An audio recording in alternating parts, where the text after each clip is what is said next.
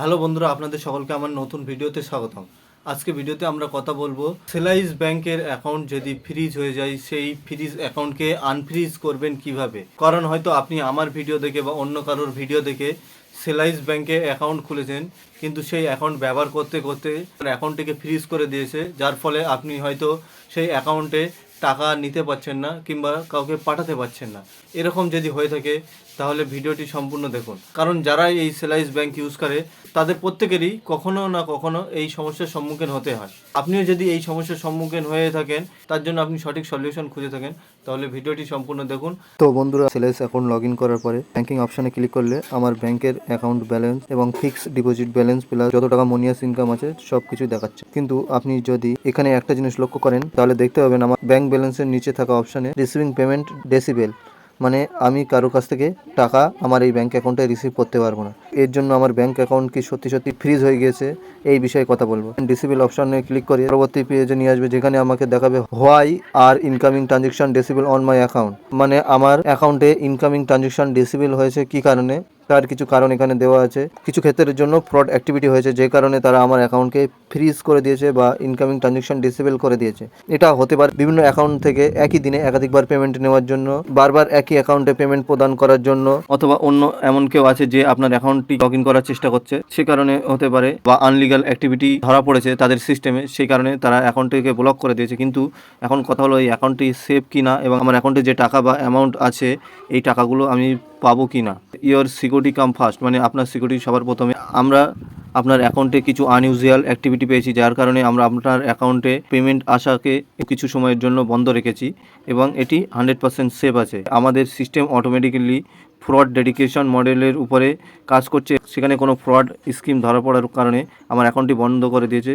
কিন্তু এটা ভুলও হতে পারে, কারণ আমাদের সিস্টেম সবসময় সঠিকভাবে কাজ করে না, কারণ কখনো হয়তো ফলস অ্যালার্ম হয়ে যেতে পারে, যে কারণ আপনার অ্যাকাউন্টের পেমেন্ট ডিসেবিলিটি হতে পারে। কিন্তু কথা হচ্ছে আমার এই অ্যাকাউন্টটি রিভিউ করবে তাদের টিম, তারপরে আমার অ্যাকাউন্টটি ব্যাক দিয়ে দেবে বা এই প্রবলেমটিকে সলভ করে দেবে। আপনার অ্যাকাউন্টে থাকা টাকাটি আপনি ব্যবহার করতে পারবেন ইউপিআই ট্রানজ্যাকশনের মাধ্যমে বা অন্য কোনো উপায়ে। সাপোর্ট টিমের সাথে যোগাযোগ করুন।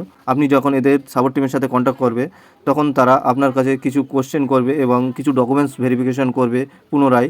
তারপরে আপনার অ্যাকাউন্টটিকে পুনরায় রিস্টোর করে দেবে। আপনার অ্যাকাউন্টের মধ্যে আসেন, তারপরে স্ক্যানার অপশানে ক্লিক করে চ্যাট অপশানে ক্লিক করুন। তারপরে আপনি সেভিং অ্যাকাউন্ট অ্যান্ড ডিপোজিট অপশানটিকে সিলেক্ট করে আপনি এদের চ্যাট সাপোর্ট টিমের সাথে বা কন্ট্যাক্ট সাপোর্ট টিমের সাথে কথা বলে এই বিষয়টিকে সলভ করুন। যেমন আমি দেখাচ্ছি, আমি অলরেডি একটি টিকিট ক্রিয়েট করে রেখেছি, সেটা আপনাকে দেখাই। আমার প্রোফাইল আইকনে ক্লিক করলে নিচে দেওয়া হেল্প অ্যান্ড সাপোর্ট অপশানে ক্লিক করুন। এখানে দেখতে পারবেন আমার টিকিট, যেটা আমি 13 মার্চ 2026 ক্রিয়েট করছিলাম। টিকিট কনভার্সনের উপরে ক্লিক করলে আমার অ্যাকাউন্টে যে মানি রিসিভ হচ্ছে না এবং ডিসেবল হয়ে গিয়েছে, সেই সমস্ত বিষয়ে এদের সাথে আলোচনা করেছি এবং স্ক্রিনশটও দিয়েছি। এবং এরা এখানে দেখতে পাচ্ছেন যে thank you for your participate, we have notice your cons and your team will be touch within 24 hour and ticket number. তো আমার এই প্রবলেমটি গতকাল 13 মার্চ 4টে থেকে 5টার সময় হয়েছিল। তো সেক্ষেত্রে আমি 5টার পরে এই টিকিটটি ক্রিয়েট করি। তারপরে এখনও তাদের কাজ চলছে এবং এখানে দেখতে পাচ্ছেন এখানে 24 ঘন্টা পর্যন্ত সময় নিতে পারে। অন্যথায় আপনি এদের দেওয়া ফোন নম্বরেও কন্ট্যাক্ট করতে পারেন। এই ফোন নম্বরে কন্ট্যাক্ট করে আপনি ডিরেক্ট তাদের কাস্টমার সাপোর্ট টিমের সাথে কথা বলতে পারেন, অথবা ইমেল করেও কথা বলতে পারেন। তারা আপনাকে যত তাড়াতাড়ি সম্ভব হেল্প করবে। যেমন এখানে দেখতে পাবেন যে আমি যে ইমেলটি করছিলাম তারা তাদের রিপ্লাইও দিয়ে দিয়েছে অলরেডি। তো বন্ধুরা, আজ হচ্ছে 17 মার্চ, আর আজকে সকাল 9টার সময় আমার অ্যাকাউন্টে টাকা রিসিভ করার অপশানটি বন্ধ করে দিয়েছিল, সেটি চালু হয়ে গিয়েছে পুনরায়।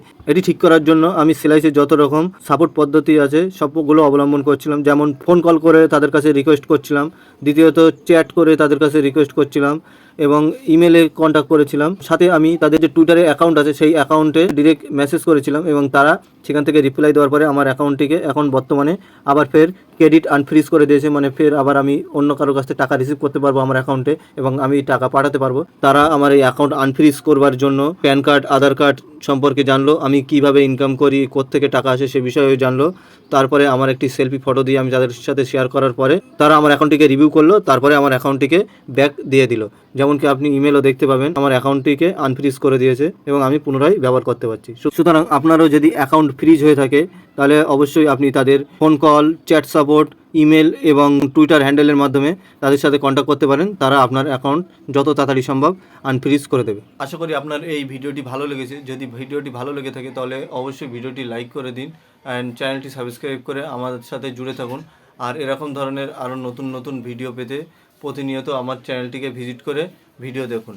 আর আপনি নেক্সট ভিডিও কোন টপিকের উপরে দেখতে চান সেটি কমেন্ট বক্সে জানান, তার উপরে ভিডিও নিয়ে আসবো।